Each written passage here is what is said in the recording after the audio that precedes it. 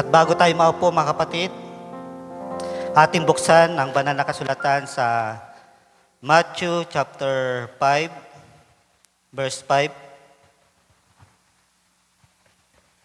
Matthew chapter 5, verse 5. Blessed are the meek, for they shall inherit the earth. Mapapalad ang maamo sapagkat mamanahin nila ang lupa. Ang Diyos ang magpala ng kanyang salita, sabi natin amen. Tayo makakaupo ng mga kapatid, isang magandang hapon sa inyong mga kapatid. Salamat sa muling pagkakataon na makatayo sa inyong harapan at muling makabahagi ng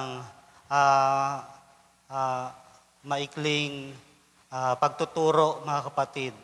At dito, habang pinaghahanda yung presentation, PowerPoint presentation ng slideshow, ay ang pamagat natin sa hapong ito ay meekness, strength under control. At maaari mga kapatid ay yung meekness na yan, alam natin yung love, alam natin yung joy, alam natin yung peace, alam natin yung kabutihan, maraming bagay mga kapatid na mga salita sa banal na kasulatan.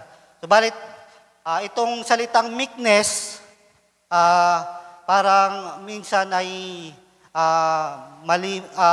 bihira lang natin na marinig mga kapatid. At yung meekness na yan, yung kaamuan, ay minsan ay bagamat nandoon yung salitang maamo, subalit hindi lang dyan yung talagang pinakakahulugan ng salitang meekness. Sapagkat dito, alam ko na isa ito sa mahalaga sapagkat nabasa natin sa Matthew chapter 5, sa Beatitude ay nabanggit ito ng ating Panginoong Hesus. At dito, tingnan natin yung kahulugan ng meek. Ito pala ay galing sa Greek word praos, is the origin of the English word meek, and means gentle, mild, humble, or kind. Meekness. At minsan, dito sa salibutan ito, kapag ikaw ay maamo, ay nangangahulugan yan na mahina ka. Mahina sapagkat tunay na ang salibutan ito, mga kapatid, ay hindi akma sa salibutan ito na pahina-hina ka. Kung ikaw ay laging binubuli, yung pagiging maamo na yan, ay parang katumbas na yan ng salitang mahina ka. Subalit, dito, binigyan ng pagpapahalaga ang salitang meek. Sabi nga, yung meekness, sa iba ay isa sign of weakness, kahinaan. Maging man sa Tagalog, mga kapatid, yung meekness na yan, parang mahinahon, mga kapatid. Kailangan, tingnan natin yung pinakakahulugan ng meekness. Actually, ang salitang meekness, para magkaroon tayo ng idea kung saan nagmula yung salita na yan, sa Greek word, ay pinatungkulan pala yan sa isang kabayo, isang wild horse na tame, pinaamong kabayo. Sapagkat nung una, alam natin na ang kabayo ay ginagamit sa transportation. At ang isang kabayo, kapag hindi yan napaamong mga kapatid, yung mga wild horses, makakadistract yan. Ang ginagawa ng mga kabayo na yan ay talagang takbo lang na yan ng takbo at napakalakas ng kabayo, mga kapatid. Di ba nga, ginagamit pa nga yan sa unit of power, horsepower, sapagkat yung kabayo, Yan yung ginagamit nila sa transportation. At kapag pinaamo mo ang kabayo, yun. Di ba? Kaya nga meekness, kapag ang isang bagay, katulad ng isang kabayo, na hindi mo mapaamo, hindi mo siya mapapakinabangan. Subalit kapag ang isang kabayo na napaamo, mga kapatid, ay nandoon, makukuha mo yung lakas niya, magagamit mo yung lakas niya. Ganon yung meekness, mga kapatid. Kapag hindi mo siya mapaamo, wala ding saysay, mga kapatid. Katulad din yan ng isang hangin. Ang isang hangin, kapag yan ay napakalakas, kapag yan ay naging typhoon na, distraction na ang dala niyan, mga kapatid. Subalit kapag ang isang hangin, yung breeze, mga kapatid, di ba, yung simoy ng hangin, kapag yan ay nakontrol niya yung kanyang lakas, ay nagiging pakipakinabang. Ganon pinalarawan ng salitang meek, mga kapatid. At mamaya, mas titingnan pa natin na pagpapakulugan ng meekness na yan, mga kapatid. Tingnan natin sa Psalm chapter 37, verse 11. Naalala ko, nung bata pa ako, mga kapatid, dalawang bagay lang ang laging sinasabi sa akin ng aking nanay. Karakteristik, dalawa. Ako ay nog-nog. Dahil maitim ako, mga kapatid, laging tinatawagan ako ng nanay ko na nog-nog. At ang isa pa ay, ang isa pa na palaging inaano sa akin ay mainitin ang ulo, mga kapatid. Yung term, nakalimutan ko pa yung term. Yun, mamaya pag naalala ko, mga kapatid. Dahil madali akong wala akong maikli ang aking pasensya, madaling uminit ang aking ulo, mga kapatid. At yun yung isang term, mamaya ay aalalahanin ko yun. At yun nga, ay dito ko nakita yung pagiging meekness, mga kapatid, yung kahulugan ng meekness na ito, sapagkat hindi pala ito yung basta-basta lang na pagiging maamo. Sapagkat mamaya makikita natin ng mas malalim pang kahulugan about sa salitang ito, mga kapatid. At dito, inaalala ko pa talaga yung salita na yon. Mamaya baka maalala ko, mga kapatid. At dito, tingnan natin sa Psalm chapter 37 verse 11. Pakiatras sa Psalm chapter 37 verse 11. Dito, katulad ng sinabi ng ating Panginoon, mababasa rin sa Psalm chapter 37 verse 11, ngunit ang maamo ay magmamana ng lupain. Yun, naalala ko na, mga kapatid. Bugnutin. Yun. Siguro narinig nyo na yung salitang bugnutin. Laging-lagi yun sinasabi sa akin sapagkat pag napakaikli kasi ng pasensya ko, mga kapatid. At mainitin din yung ulo ko noon, kaya laging yun yung dalawang tinatawag sa akin, nog-nog at bugnutin. At sabi ko nga noon, at lagi din ako nabubuli, mga kapatid. Dahil nga ako ay maitim, nog-nog, payatin pat-pat, payat lang, tapos bansot pa. Lagi ako nabubuli, mga kapatid. At lagi pang pangit. Kaya sabi ko nga noon ay, ano ko na lang yung gagawin ko para makaiwas ako sa mga bully na yan. Ang naisip ko noon ay maging masipag na lang sa pag-aaral para iwas bully. Para yung mga nagbubuli sa akin, may mga kokopyahan, mga kapatid.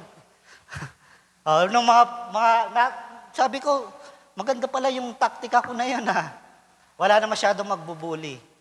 Sapagkat napakalayo ng salitang bully, kung ikaw ay bully, mga kapatid, never kang magkakaroon ng karakteristik na meekness, mga kapatid.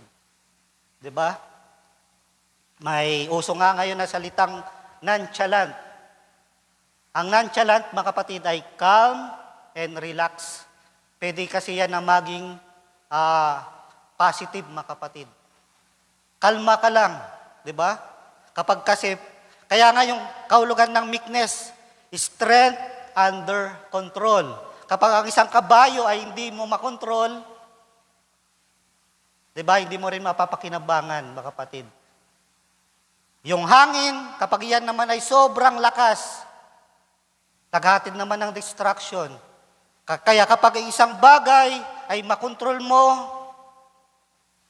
ay napaka-powerful niyan, mga kapatid. Sapagkat natural na sa atin na kapag tayo ay binubuli, o kaya tayo ay pinagwiwikaan ng masasakit na salita, napakadali, mga kapatid, na gumanti, mga kapatid. 'Di ba? Pagkasabi ng masamang salita sa iyo, napakadali lang na balikan kagad yung magsabi, o kaya gagantihan ko ang taong ito. Subalit kapag yung meekness na yan, mga kapatid, sapagkat yan ay isa sa fruit of the Spirit, mga kapatid. Ang isang tao, maaring natural na sa kanya yung bagay na yan. Subalit, iba pa rin, mga kapatid, kapag iyan ay bunga na ng Espiritu Santo. Sapagkat ang isang tao, maaring maamo siya, subalit dahil ang isang tao ay mahina, may limitasyon yan, mga kapatid, may hangganan yan. 'Di ba? Subalit kapag yan ay mismong bunga na ng Espiritu Santo, mga kapatid, yung meekness na yan, kapag yan nag-manifest sa iyo, mga kapatid, tunay na isa yan sa palatandaan ng pagiging Kristiyano, mga kapatid. At dito, sabi nga dyan sa Psalm chapter 37 verse 11, ngunit ang maamo ay magmamana ng lupain. The meek shall inherit the earth, mga kapatid. Alam natin na sa libutang ito, sa mundong ito, papalitan ito, mga kapatid, ng new heaven and new earth. At sa millennium, mga kapatid, kung saan maghahari ang ating Panginoon, kasama din natin siya maghahari, mga kapatid. Kaya, ang mga maamo ay magmamana ng lupain, mga kapatid. At dito, para mas maunawaan natin ang tinutungoy ng salmista about sa pagiging maamo na ito, tingnan muna natin sa verse 1, mga kapatid. Sapagkat, paano siya nag-conclude sa pagiging maamo. At kung titingnan natin sa verse 1, sabi ko nga, di ba, parang yung meekness, nandun yung salitang kind, nandun yung temperance, pagpipigil. Tingnan natin dito.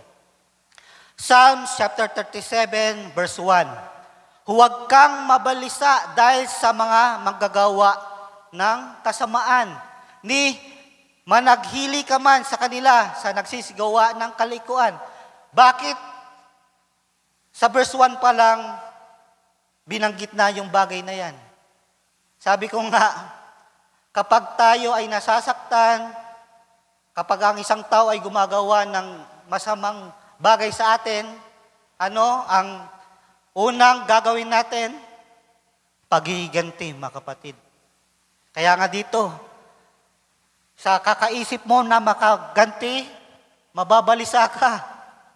Kaya nga dito, huwag kang mabalisa dahil sa mga gawa ng kasamaan, ni managhili ka man sa kanila na nagsisigawan ng kalikuan, sapagkat sa salibotang ito, hindi mawawala ang mga taong ganyan, mga kapatid. Nasa paligid lamang natin sila. At sabi dito, tumiwala ka sa Panginoon at gumawa ka ng mabuti. Tingnan ninyo. May gumagawa sa iyo ng masama, Subalit dito sa verse 3, magtiwala ka lang sa Panginoon at gumawa ka ng mabuti. At dito sa verse 4, magpakaligaya ka naman sa Panginoon at bibigyan ka niya ng nasa ng iyong puso, ihabilin mo ang iyong lakad sa Panginoon. Bakit ganyan ang pagpapahayag ng salmista, mga kapatid? Sapagkat ang meekness ay nag-uugat yan sa pagtitiwala sa Panginoon.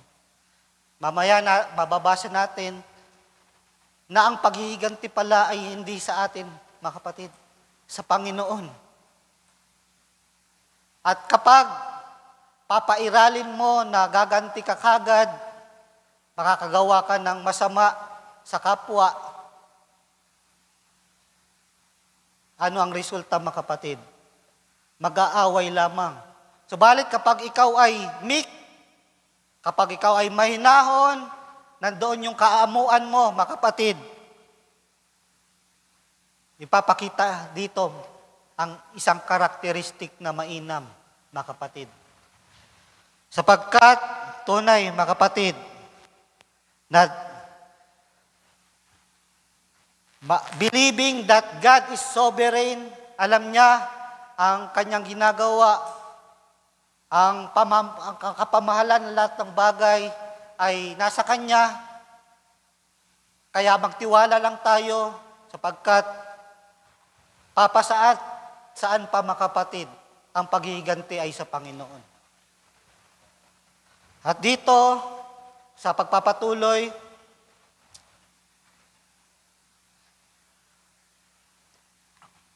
ikaw ay magpahinga sa Panginoon at maghintay kang may pagtitiis. Sabi ko nga, ang meekness ay malapit-lapit sa salitang temperance, pagtitiis. At sabi ko nga, dati napakaikli ng pasensya ko. Napakabugnutin ko, mga kapatid. Hindi pa kailangan na 1 segundo. Pagwikaan ako ng masama, hindi pa tapos yung 1 segundo, mga kapatid. Nasa isip ko na gumante, napakainitin ng ulo ko, kulang ang aking pagpipigil, mga kapatid. Pero dito, tinuruan tayo na maghintay kang may pagtitiis sa Kanya. Huwag kang mabalisa. Ang dahil sa Kanya na gumiginhawa sa Kanyang lakad, dahil sa mga lalaki na nangyari ng masamang kata. Dito, di ba, kung napapansin nyo, patuloy na binabanggit yung mga masasama. Di ba? Kasi sa mga ginagawa ng masama, ang paghiganti ay nandyan, mga kapatid. Maglingat ka ng pagkagalit at bayaan mo ang puot. Di ba? Magpipigil ka at magpipigil, mga kapatid. At huwag kang mabalisa, iyan maghatid lamang sa paggawa ng kasamaan. Sapagkat ang mga manggagawa ng kasamaan ay maghiwalay. Ngunit, yaong magsisipaghintay sa Panginoon ay magmamana sila ng lupain. Nandiyan din yung pagmamana ng lupain. Sapagkat yung salitang meekness, mga kapatid, ang pagtitiwala sa Panginoon, trusting God, goodness, and control over situation. Siya yung bahala, mga kapatid. At dito, sa sunod na slide, at bago yan, pakibalik, naalala ko lang, mga kapatid, yung isang kwento. Yung isang babae, first time niyang magdadrive ng kotse, ng sasakyan. Habang nasa daan siya, nagdadrive siya. Sinita siya ng pulis. Nung pinahinto siya ng pulis, ipakita mo sa akin yung driver license mo. Pinakita, okay naman. Ibig sabihin, mayroon siyang driver's license. May karapatan talaga siyang mag-drive. Pero, pinatigil siya nung pulis dahil Yung patakbo niya ay 20 miles per hour lamang. Napakahina nung takbo ng sasakyan. At kaya sinita siya ng pulis. Bakit napakahina ng hindi appropriate yung pagpapatakbo mo ng sasakyan? Sabi nung babae, nabasa ko dito kasi nakalagay Route 20. Hindi ganon. Hindi ibig sabihin na nasa Route 20 ka, 20 miles per hour yung patakbo mo. Sorry. Nag-sorry yung babae. Sapagkat akala ko yung pagpapatakbo, dahil nasa Route 20 ako, 20 miles per hour lamang. Ay, salamat at alam ko na. Nung papalis na yung babae, pinatigil ulit siya ng pulis. Sapagkat may 3 pala siyang kasama doon at parang magkakasakit yung 3 sakay niya na 3 babae din. Oh, parang may sakit tong 3 sakay mo na babae.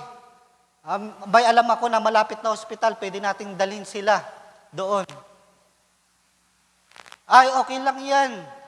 Sabi sumagot ulit yung babae, okay lang yan kasi kagagaling lang kasi namin sa 150 road.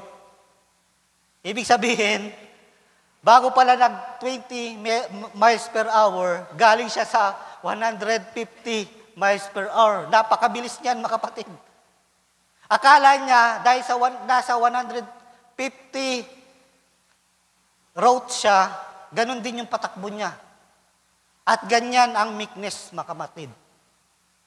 Kaya niyang kontrolin na magpatakbo siya ng 20 miles per hour, kaya din niya na magpatakbo ng 150 miles per hour, mga kapatid.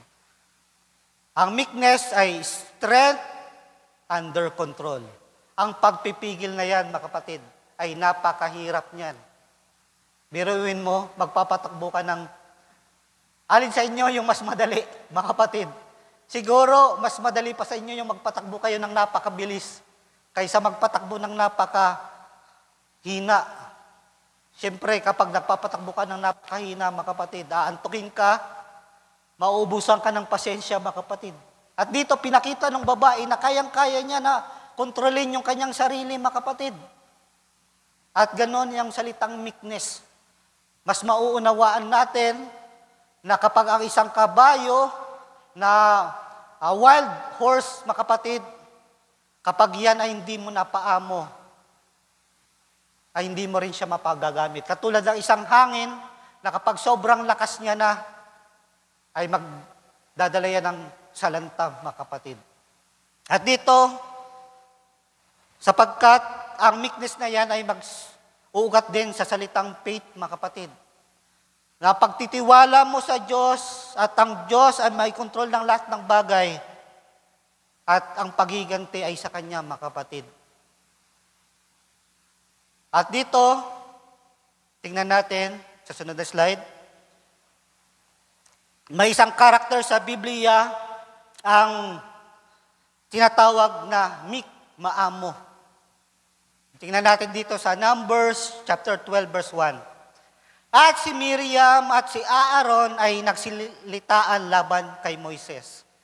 Noon pa man, mga kapatid, ay may family feud na. May mga pagtatalo-talo na sa isang pamilya. Tungkol sa pag-aasawa niya sa isang babaeng kusita, sapagkat siya ay nag-asawa ng isang babaeng kusita. Sapagkat nakakita ng butas itong si Miriam at si Aaron ng maidadahilan para magalit sila kay Moises. May maiparatang sa kanila. Sapagkat itong si Moises, dahil siya yung nangunguna sa Israel, nandun na yung envy, yung pagkainggit nung dalawang magkapatid. At dito, ang instigator o yung nangunguna ay si Miriam. Yung nangunguna. At kanilang sinabi, ang Panginoon ba'y kay Moises lamang nakikipagsalitaan? Hindi ba nakikipagsalitaan din naman sa atin? at narinig ng Panginoon. Itong si Miriam, mga kapatid, kilala niyo si Miriam? Hindi basta-basta kasi yung kumalaban dito kay Moises sapagkat mismong kapatid niya, mga kapatid, mismong ate niya, yung kumakalaban sa kanya. At dito, sabi niya, kay Moises lang ba nakikipag-usap ang Panginoon? At para bang gusto din kasi ni Miriam na pangunaan ng Israel. Yung leadership ay mapa sa kanya, mga kapatid. At dito, sa verse 3, dito na winika, yung nasusulat. Ang lalaking yang si Moises ay totoong maamong loob, na higit kaysa lahat ng lalaking nasa ibabaw ng lupa. Now the man Moses was very meek. Napakaamo pala niya. At kung titingnan nyo, kinalaban siya ng kanyang mga kapatid. Ano sa palagay nyo yung kanyang response dito? Nakipag-alitan ba siya, mga kapatid? At dito, nakita yun ng Panginoon. Kaya pinatawag sila. At titingnan nyo pa, mga kapatid. Next slide. Kapagkat itong si Miriam ay may ginawa itong malagang importanteng bagay sa buhay ni Moises nung bata pa siya. 'Di ba? Nung ipinag-utos ng Paraon na pagpapatayin yung mga kalalakihan na sanggol, tumulong siya sa kanyang ina na ilagay sa basket itong si Moises doon sa ilog Nilo para siya mismo, si Miriam mismo yung bantay para kung sino makakita sa sanggol, siya yung lalapit. At nung kuhanin nga siya yung prinsesa, ay siya yung kumausap, mga kapatid, para may mag-alaga mismo dito sa sanggol at doon mismo sa magulang pinagpaalaga, mga kapatid. Titingnan ninyo, sa simula, napakainam. Nandun makikita mo yung pag-ibig ng isang ate sa kanyang nakakabatang kapatid. Subalit, lumipas yung maraming taon, mga kapatid. Nagbabago ang isang tao, mga kapatid. Minsan nasisilaw sa pera, minsan nasisilaw sa kapangyarihan. At doon nasilaw si Miriam, mga kapatid. Next slide.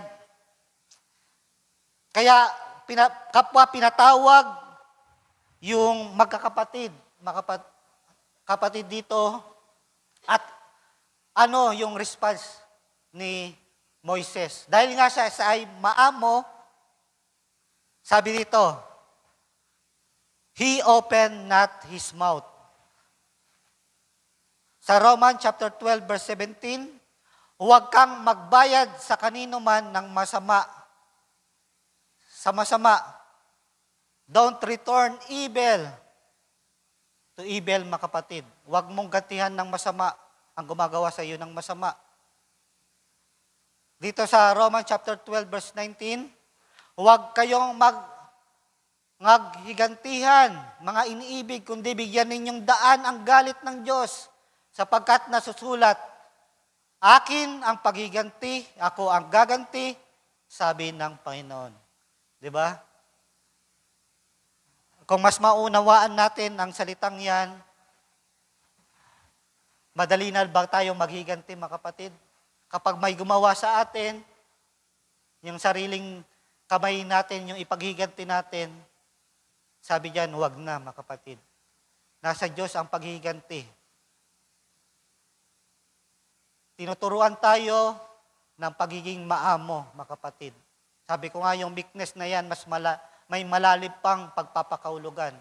Tingnan ninyo, si Moises, sariling dugo, mga kapatid, yung kumakalaban sa kanya para kunin yung kapangyarihan or leadership na inatang ng Diyos mismong kapatid pa.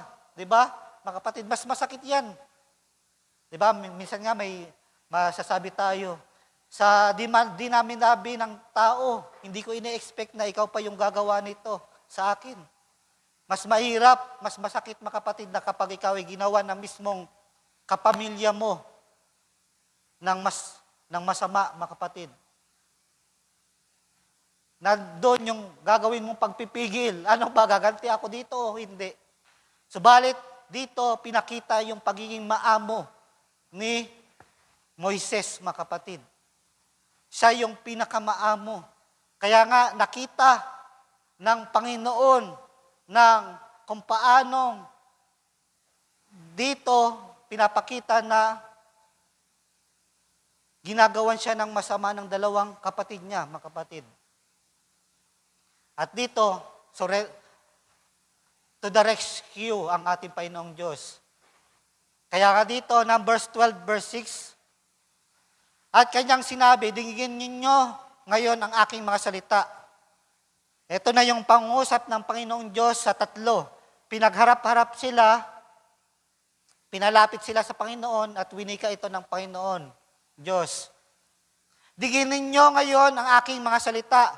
Kung mayroon sa gitna ninyo ang isang propeta, akong Panginoon ay papakilala sa kanya sa pangitain. Kakausap ko sa kanya sa panaginip. Dito rin, nagpapakita dito yung pagpapasakop natin sa mga leader, mga kapatid, sa mga lingkod ng Diyos. Huwag ka mag-overpowered, mga kapatid. Huwag mo, kapag may lingkod na linagay ang Panginoon, huwag mo siyang sasabihan ng kung ano-ano, mga kapatid, sapagkat yan ay inilagay ng Diyos, mga kapatid. Ang Diyos ang nagpanukala niyan, ang Diyos ang naglagay sa kanya diyan, mga kapatid. Kaya nga, kailangan natin ang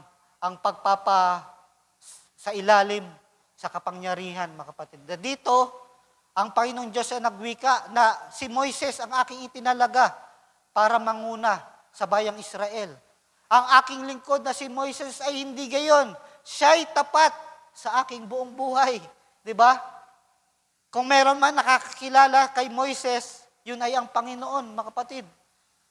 At para agawan ng kapangyarihan, ibig sabihin, hindi binibigyan ng dalawang ito, si Miriam at si Aaron, ng respeto ang pagtatalaga kay Moises bilang leader. Sa kanya'y makipag-usap ako ng bibig sa bibig, ng maliwanag at hindi sa malabong salitaan.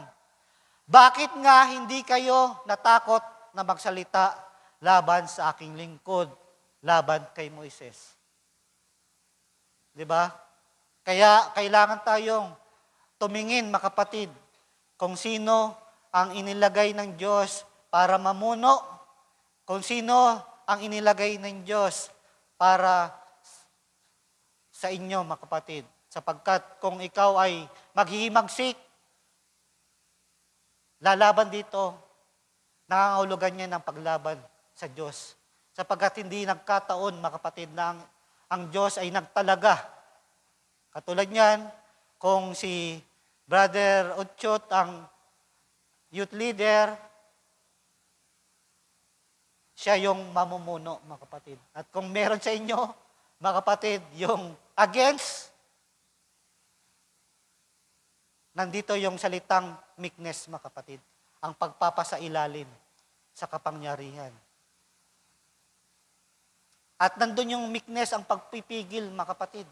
Unang-una pa, babae itong si Miriam. Bagamat siya yung ate ni Moises, babae siya. Sa kautusan, mga kapatid, o maging sa New Testament, ang babae, mga kapatid, ay hindi na hinahayaang magsalita at mamuno sa kalalakihan. Kaya nga, kung mapapansin nyo, siya yung pinarusahan ng ketong. At si Aaron ay hindi. Sapagkat si Aaron ay yung punong saserdote, mga kapatid.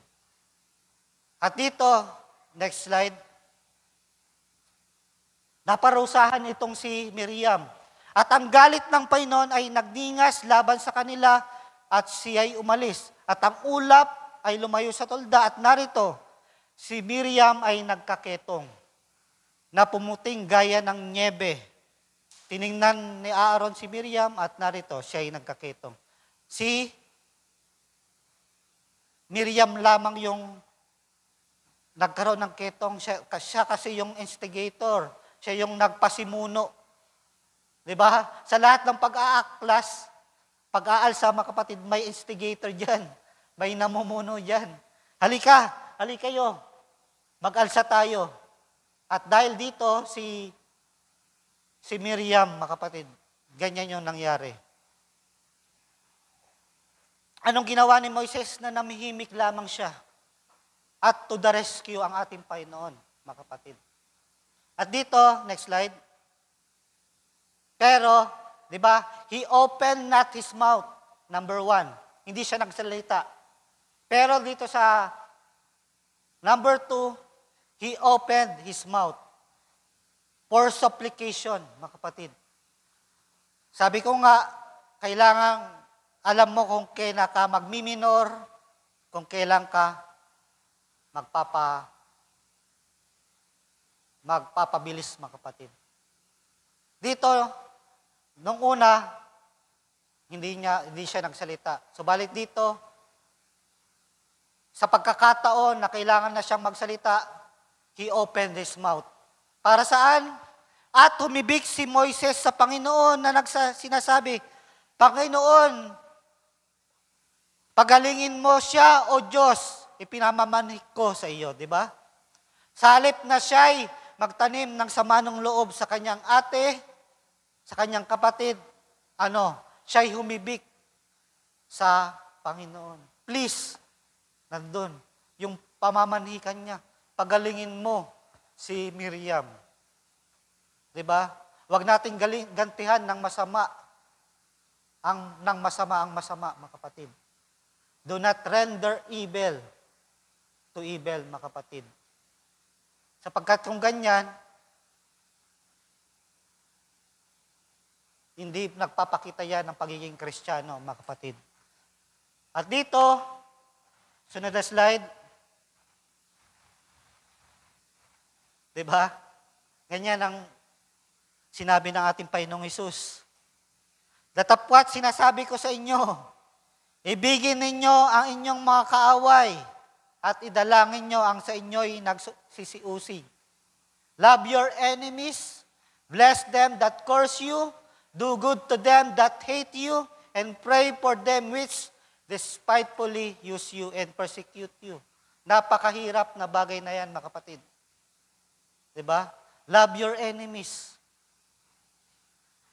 Yung araw-araw na ikaw ay binubuli, yung araw-araw na yung kapitbahay mo ay lagi na lang na nagwiwika sa iyo ng masama, yung classmate mo na ikaw na lamang yung laging nakikita, mga kapatid. Nasa halip na gantihan mo siya ng kaparehas ng ginagawa niya sa iyo, ay babalikan mo pa siya ng pag-ibig. Idadalangin mo pa siya na nawa ang taong ito ay magbago. At ganon yung salitang meekness, mga kapatid. Napakalalim ng salitang ito, mga kapatid. Ang pagiging maamo, ang pagiging mahinahon sa lahat ng bagay. Na control, strength under control. Kung kailan mo makokontrol ang iyong sarili. At salamat sa Panginoon sapagkat yung pagiging bugnutin ko, mga kapatid, ay unti-unti, bagamat dumadating pa rin yung bagay na ito, ay salamat sa Panginoon ay tunay na patuloy na pinagbago ng Panginoon. At nawa, ganito ang mga kabataan.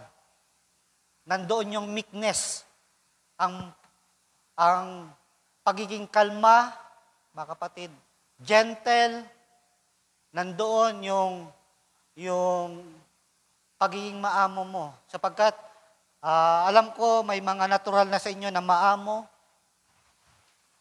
Subalit kapag yung pagiging maamo na yan ay bunga na mismo ng Espiritu Santo, mga kapatid, napakainam ng bagay na yan.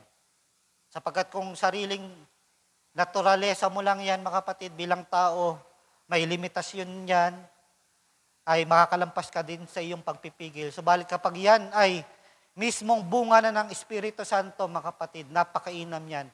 Meron ka ng pagpipigil, mga kapatid. Hindi mo na nagagantihan ng masama, yung gumagawa sa iyo ng masama, mga kapatid. Next slide.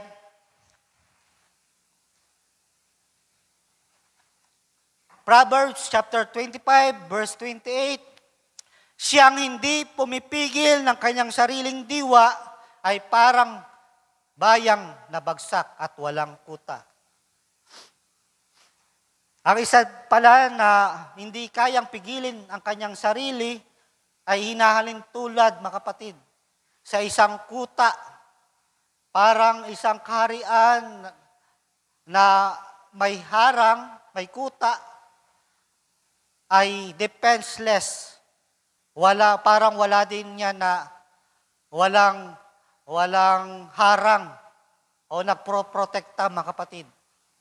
At ang bayan na yun ay babagsak. Yun hinahalin tulad ang isang walang pagpipigil sa sarili. 'Di ba? Marami na tayo napapanood sa kwento, katulad nga nung nakaraan pang taon, may nag-away. Pareha sila mga sundalo. At nagising na lamang yung lalaki na tinatanong siya nung pulis. At wala siyang maalala. Hindi niya alam na nasaktan niya na yung kabaro niya. Wala siyang maalala dahil kaya hindi niya alam na may nagawa na pala siya. Nasaksak niya na yung kaparehas niya sundalo. Inaalala niya ng inaalala, subalit wala talaga siyang maalala dahil siguro sa kalasingan. At may naalala siya. May sinabi pala na hindi maganda yung kaibigan niya yun sa kanya. Yun lang yung naalala niya. Ano sa palagay niyo yung bagay na winika noon, kaya nakagawa siya? Hindi siya nakapagpigil, mga kapatid. Wala sa kanya yung pagpipigil. Kaya katulad yan ng defenseless, walang depensa na isang bansa, na isang kaharian, katulad ng kapag ikaw ay walang pagpipigil, mga kapatid. Next slide, isa pa ito. Siyang makupad sa pagkagalit ay maigi kaysa makapangyarihan. Siyang nagpupuno sa kanyang diwa ay maigi kaysa sumasakop ng isang bayan. He that is slow to anger is better than the mighty. Diba? Marami tayong mga kilala sa history na mananakop, si Napoleon Bonaparte, si Alexander the Great, si Genghis Khan, napakarami, mga kapatid. Kaya nilang sumakop, mga kapatid, ng napakaraming kaharian. Subalit may mas sigit pa pala doon. Kung yun ay makapangyarihan na, mas may makapangyarihan pa doon. Yung mga makupad sa pagkagalit, slow to anger, mas makapangyarihan ka pa pala sa mga makapangyarihang taong yon kapag alam mo magpigil sa iyong sarili, mga kapatid. Slow to anger. He that ruleth his spirit, then he taketh a city.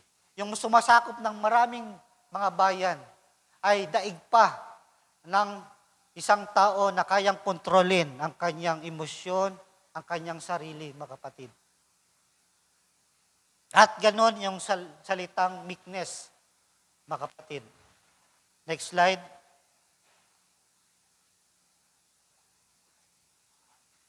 Mga bihis nga kayo gaya ng mga hinirang ng Diyos na mga banal at minamahal, ng isang pusong mahabagin, ng kagandahang loob, ng kababaan, ng kaamuan, ng pagpapahinuhod.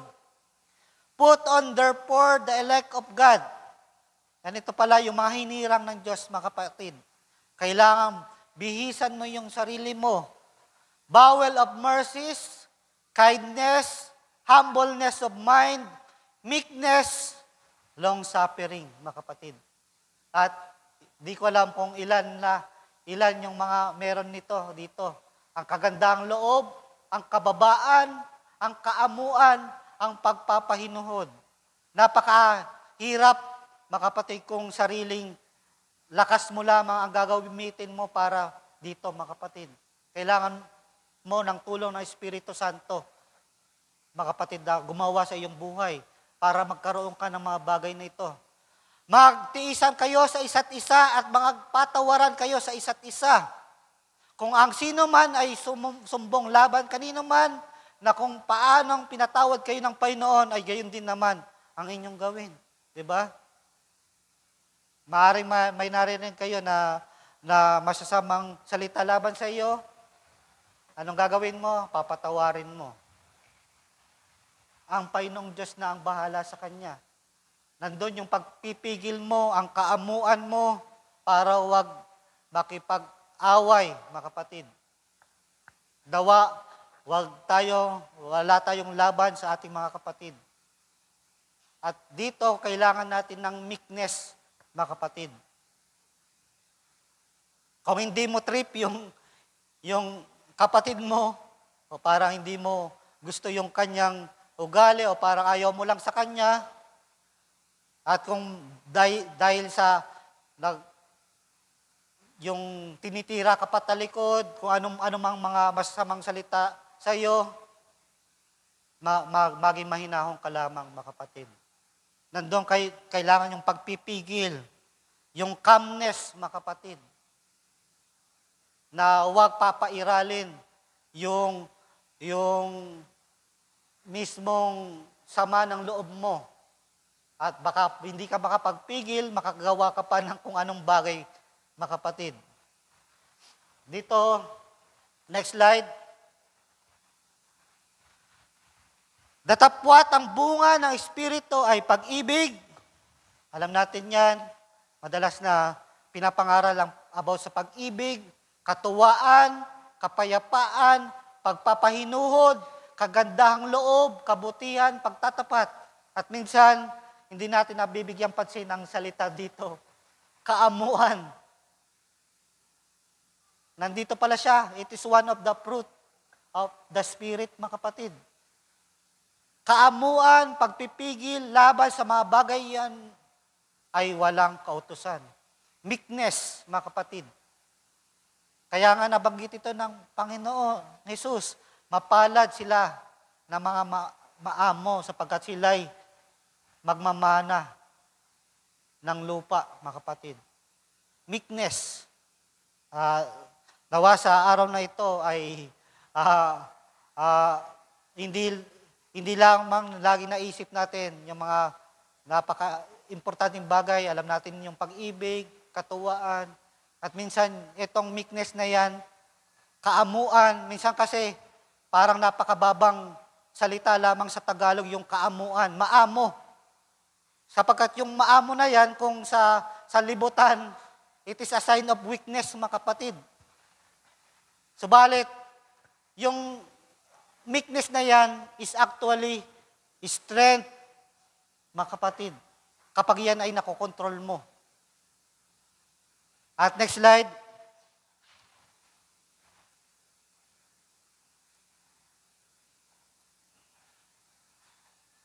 Sabi ni Apostol Pablo kay Tito, na huwag magsalita ng masama tungkol sa kanino man, na huwag makipagtalo, kundi mapakahinhin at magpakahinahon sa lahat ng mga tao.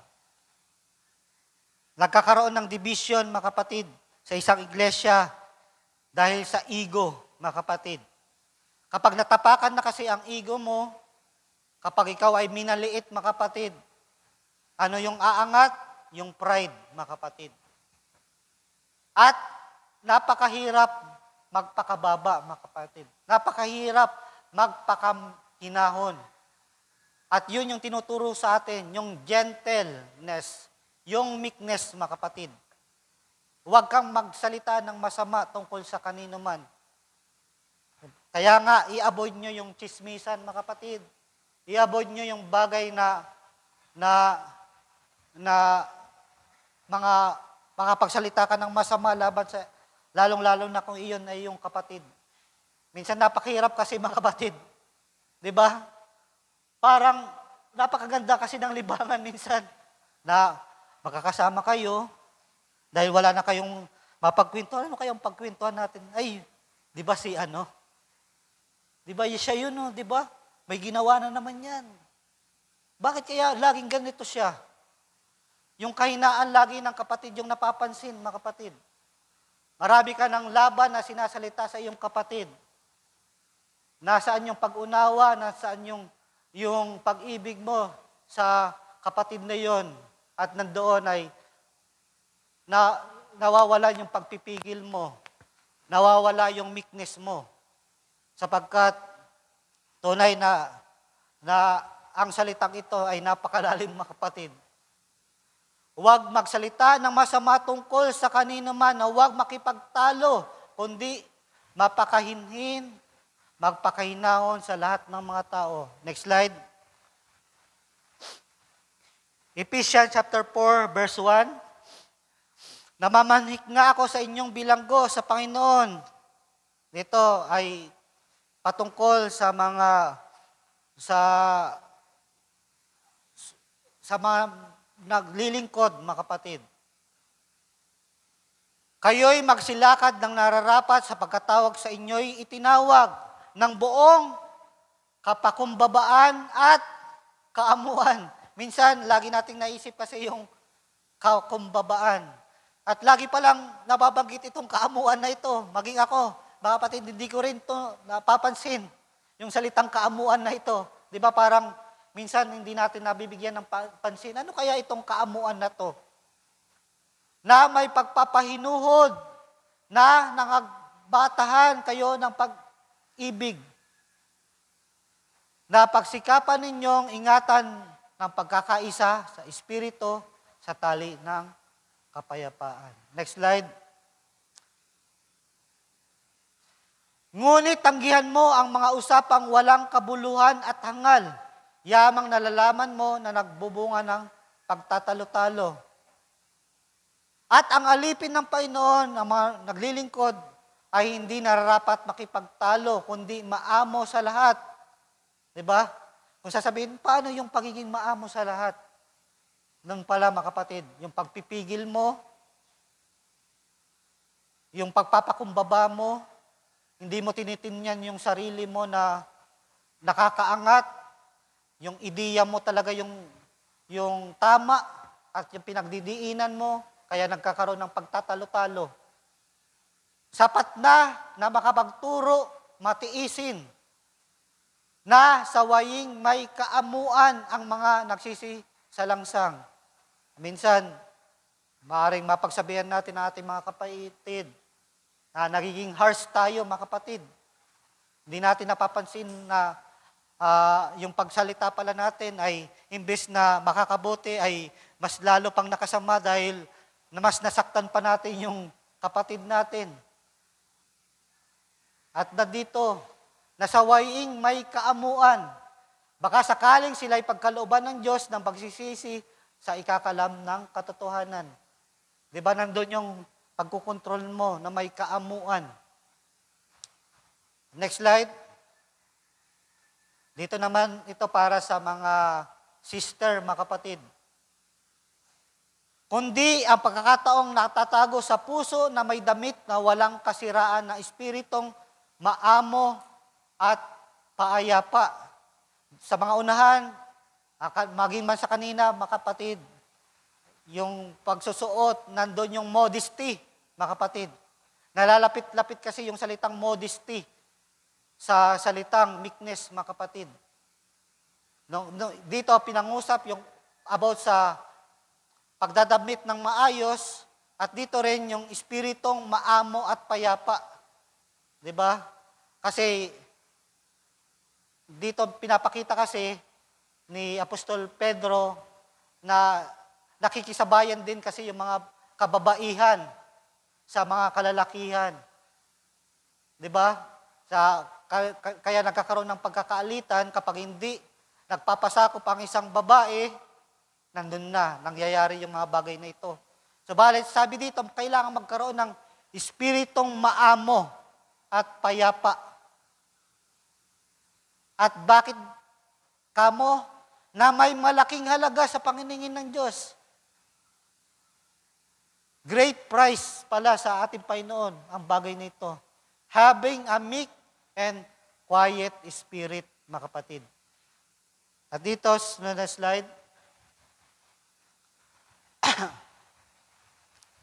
At finally, the ultimate example of meekness is none other than our Lord Jesus Christ Himself, mga kapatid. Yun yung pinaka-example ng pagiging maamo, mga kapatid. Tingnan natin yung Numbers chapter 12, verse 2. Ito yung tanong ni Miriam, mga kapatid. At kanilang sinabi, nung nag-aaklas itong si Miriam, may tinanong siya, ang Panginoon ba'y kay Moises lamang nakikipagsalitaan? Parang pinapasabi niya, maging kami din, nakikipag-usap din ang Panginoon. Sapagkat itong si Miriam, prophetess siya, mga kapatid. Subalit, wala pa siyang kapayagan na itong si Moises talaga itinalaga para mamuno sa paglabas ng bayan ng Israel sa Ehipto. Subalit, nandoon siya sa oposisyon, mga kapatid. Nag-o-oppose siya. At dito, ang Panginoon ba'y kay Moses lamang nakikipagsalitaan? And eventually, mga kapatid, alam natin ang kasagutan dyan. Hindi lamang kay Moises nakipagsalitaan. Sapagkat kung itong si Moises ay tinalagap bilang propeta, after many years, mga kapatid, sa New Testament, ay may pinalitaw na isang propeta, dakilang propeta, mga kapatid, na nakikipagsalitaan ang Panginoon, mga kapatid. Dito, next slide.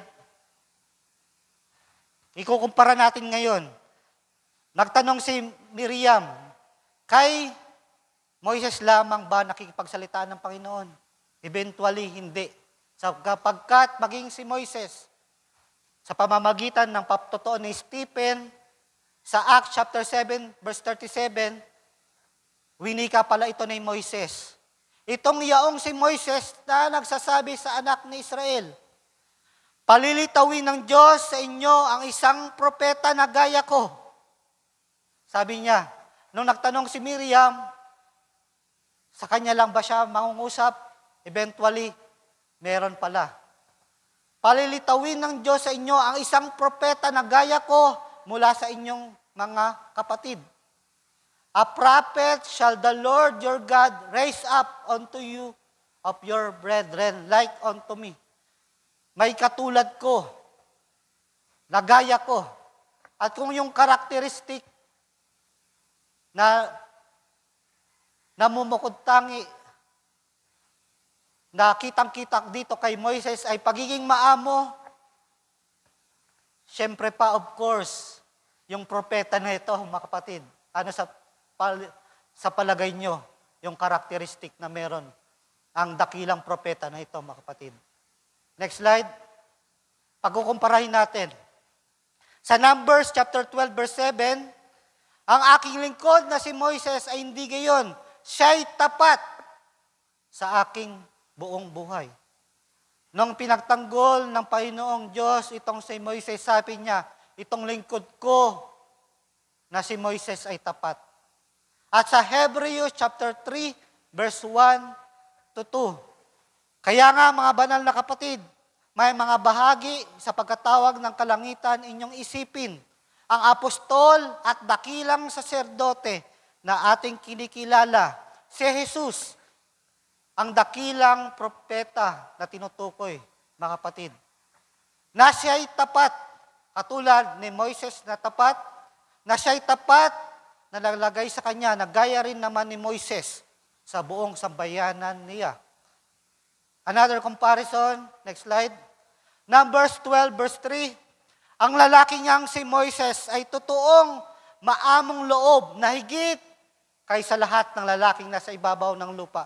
At that time, mga kapatid, siya yung pinakamaamong loob. And sa New Testament, dumaan ang maraming taon.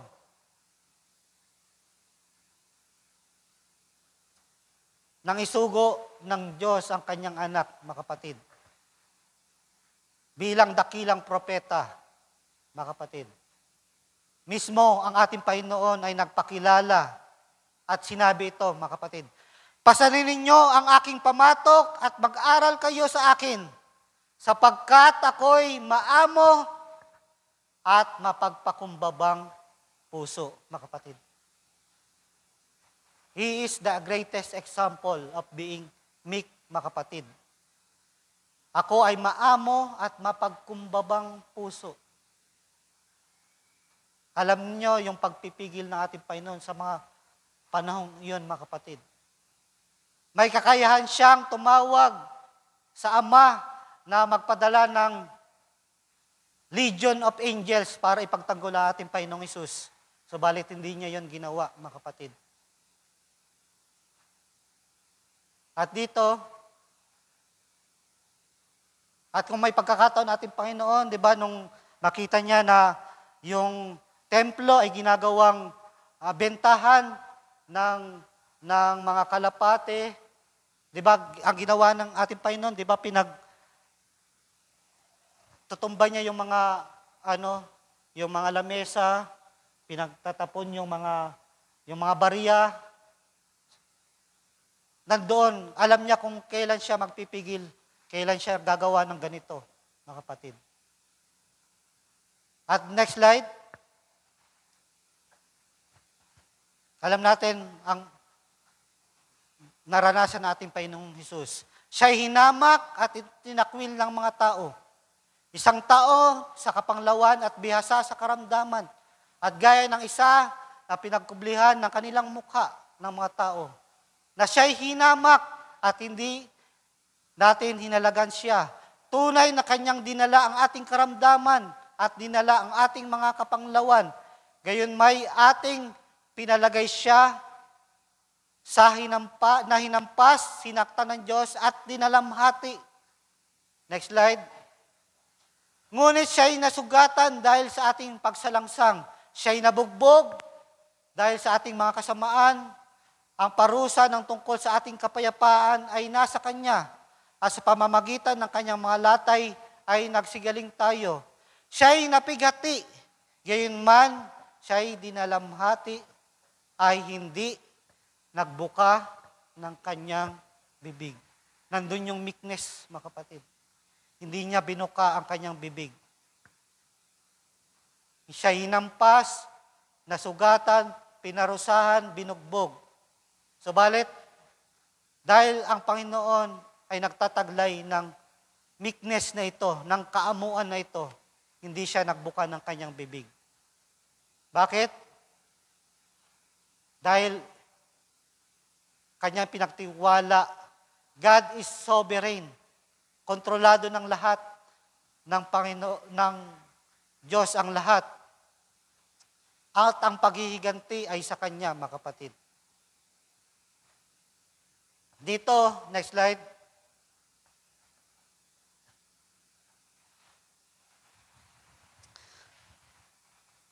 First Peter chapter 2 verse 21.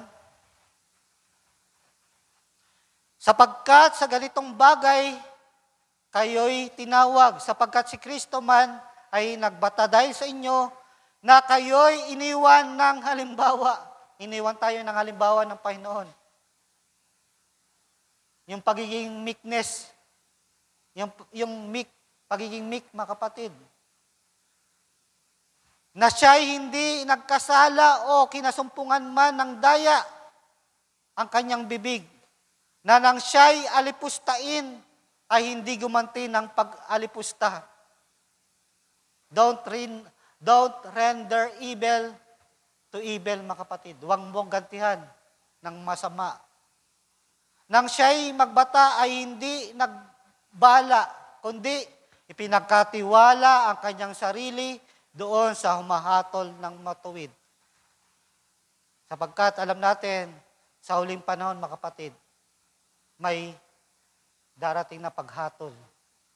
At ang matuwid na tagahatol ang siyang maghahatulan ang bawat isa sa atin, mga kapatid. Doon natin ipaubaya ang lahat, mga kapatid. At kapag ang pagkakatiwala natin sa Panginoon, kung man tayo ay inalipusta, ibinaba, mga kapatid, nasa Panginoon ang paghiganti, mga kapatid. Last slide, sa ating pagtatapos.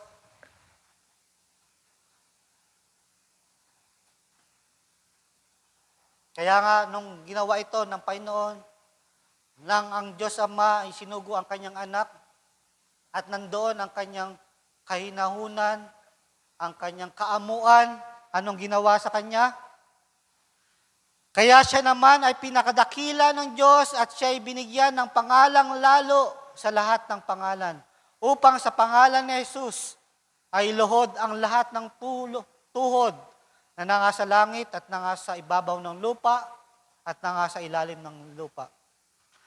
At upang ipahayag ng lahat ng mga dila na si Jesucristo ay Panginoon sa ikaluluwalhati ng Diyos Ama. At nawa, mga kapatid, sa maikling pag-aaral natin sa salita ng Diyos, about dito sa meekness, minsan na wawalang bahala natin ang kaamuan na ito. Subalit, yung malalim na pagpapakahulugan ng salitang maamo, na merong kang pagpipigil, na iyong pinagkakatiwala sa iyo, pinagkakatiwala sa Panginoong Diyos ang lahat na siya ang gaganti, mga kapatid. Na alam mo na God is a sovereign God, mga kapatid, na siya ang may control sa lahat ng bagay. At darating ng panahon na yung paghatol na yan ay wag nating gawin mismo sa sarili nating kamay, mga kapatid. Wag mismo sa ating ang paghiganti, subalit ang kahinahunan, ang pagpipigil, nandoon ang kaamuan, mga kapatid. Kaya mong kontrolin ang iyong emosyon, ang iyong sarili, mga kapatid. Nandoon na yan ay isa sa bunga ng Espiritu Santo. At dalangin natin na magkaroon tayo ng meekness, mga kapatid. At tayo tumayo. Hallelujah. Hallelujah.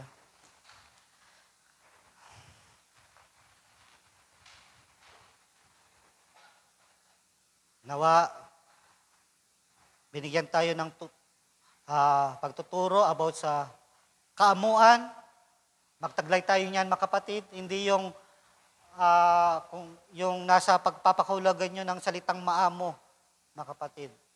Sapagkat mas malalim na maamo ang pagpapakahulugan ng meekness na yan, mga kapatid.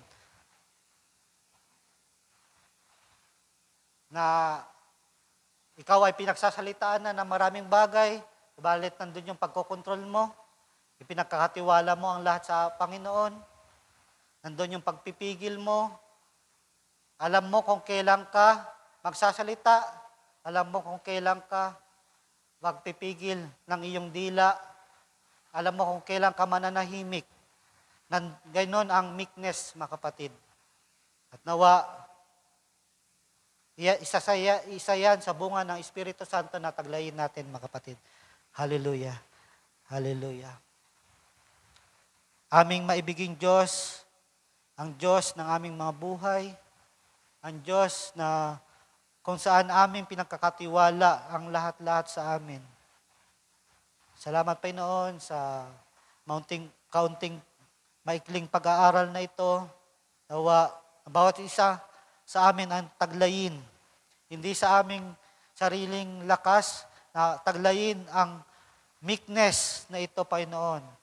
Salamat, Panginoon, sapagkat ang iyong banal na Espiritu ang siyang nagtuturo sa amin, ang siyang gumagawa sa aming kaloob-looban na magkaroon ng bunga nito, Panginoon.